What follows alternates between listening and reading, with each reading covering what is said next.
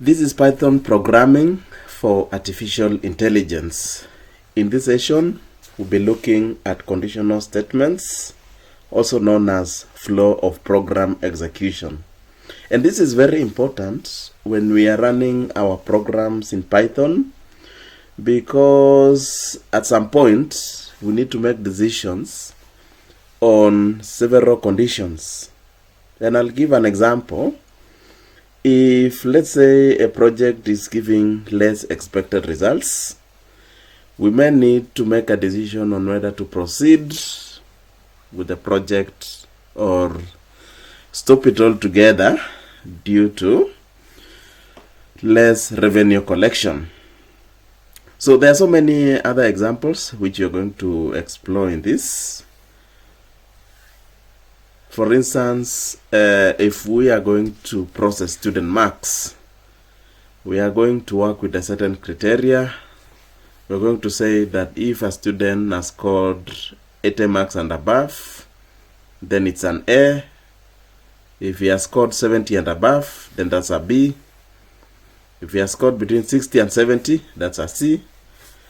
And anything less than 50, that would be a pass. This is just an example, but we'll be using this example to illustrate this session. So thank you, and let's start there. So let us swing on to our Jupyter notebook.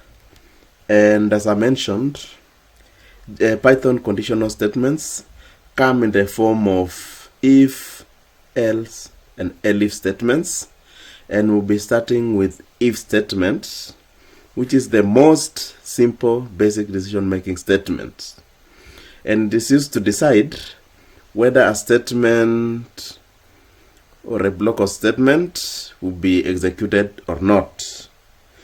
So in this case, let us start by having a variable, assigning a is equals to 10. And we are going to execute a very simple statement. We are going to say if a equals to 10. If a is equal to 10, then we are going to print. Then we're going to print number is 10. So on execution, you can see our output is coming as number is 10, because the statement has evaluated if a is equal to 10, and it is true. It is true, and it's the reason we have this outcome. Now let me explain this code. If statement or if condition is used to make this decision. Now you realize that after typing a is equal to 10, I have the full colon. This full colon is usually used to denote that anything under this will be a block of code and will be executed differently. The block of code will be executed within the if statement. Let me add something. Let me add, I'll add another statement here. Print. Just to elaborate how block of statement works. Number is 10. So on execution,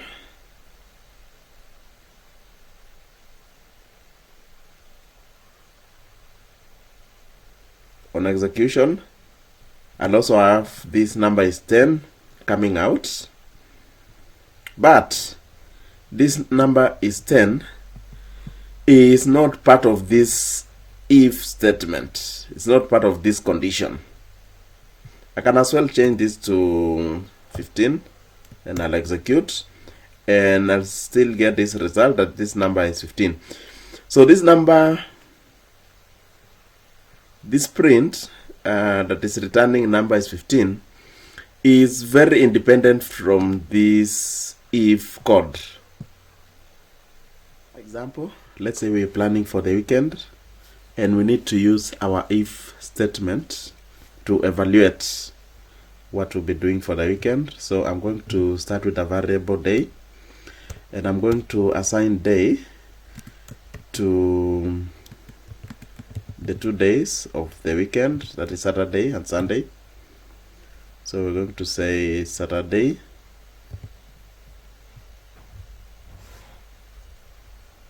day Saturday. So if day is equal to Saturday, what are we going to do? Remember, this has to be a block of code. Every if condition needs to have a full colon, as I mentioned earlier.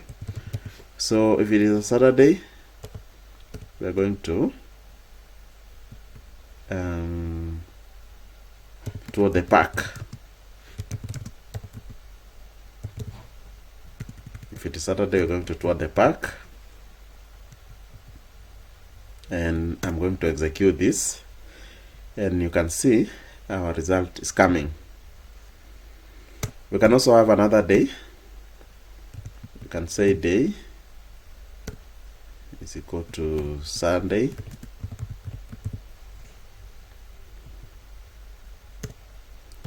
If day equals to Sunday,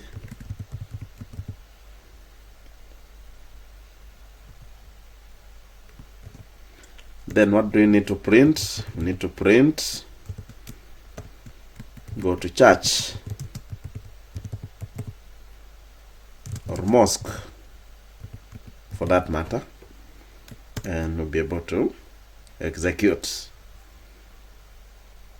So you can see these are two statements that are evaluating 2 separate days of the weekend, and we're able to get our result. Let's take another example where we're going to evaluate more than one value, and we're going to say A is equals to 30. I'm going to use if condition to evaluate if this number is positive or negative. So I'm going to type if A is greater than 0, then what do we print? We print that this number is positive. The number is positive.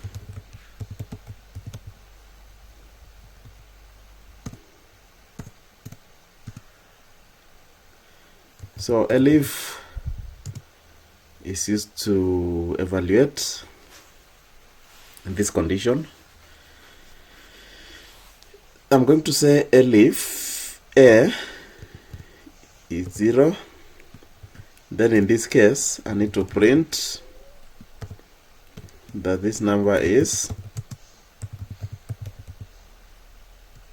that this is 0.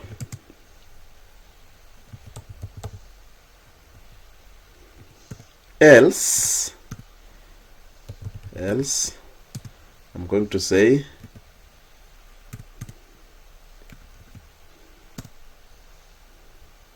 print the number is negative. So in this case, we are evaluating 3 conditions for the variable A. In case it is more than 0, then we're going to print positive. If it is just 0, we're going to say it is 0. And if it is something outside the 2 conditions, then it's going to be negative, definitely. So I'm going to execute, and we can see that our current amount, which is 30, is giving us a positive. I'll also try to change this and give it a 0 and execute, and you can see that we are now getting our output at 0. I'll also try something else. I'll try negative 90, execute, and you see that our output is coming out as negative. Let's try another example, and this is an example of the recruitment process. where we have the conditions, and I'll be noting down the conditions. Let's say it's a recruitment for IT officer position.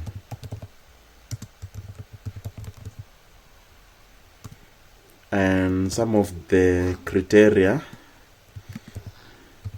required for this position: you need 5 years experience,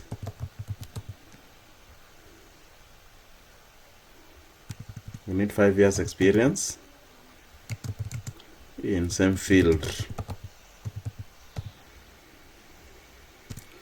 Now, as the recruiting team, you want to come up with a program that will help you to evaluate many applications that you've received. So, how are we going to achieve this? We are going to achieve this by using the else statement. So we are going to start with years of experience. Years of experience,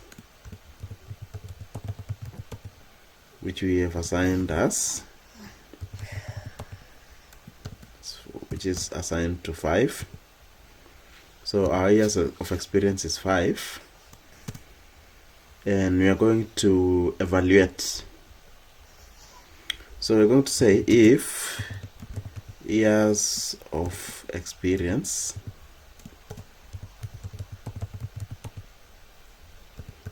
is 5, then we're going to print candidate shortlisted,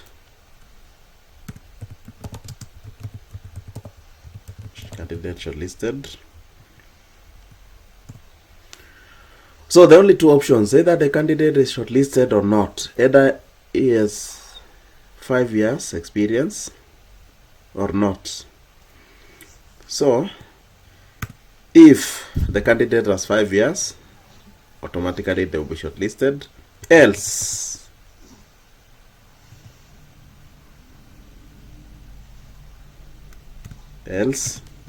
the candidate is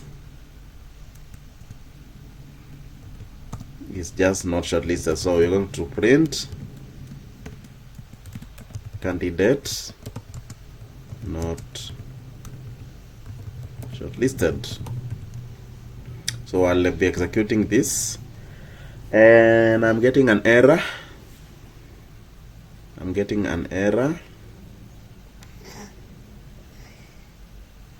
And good thing about Python programming is that the error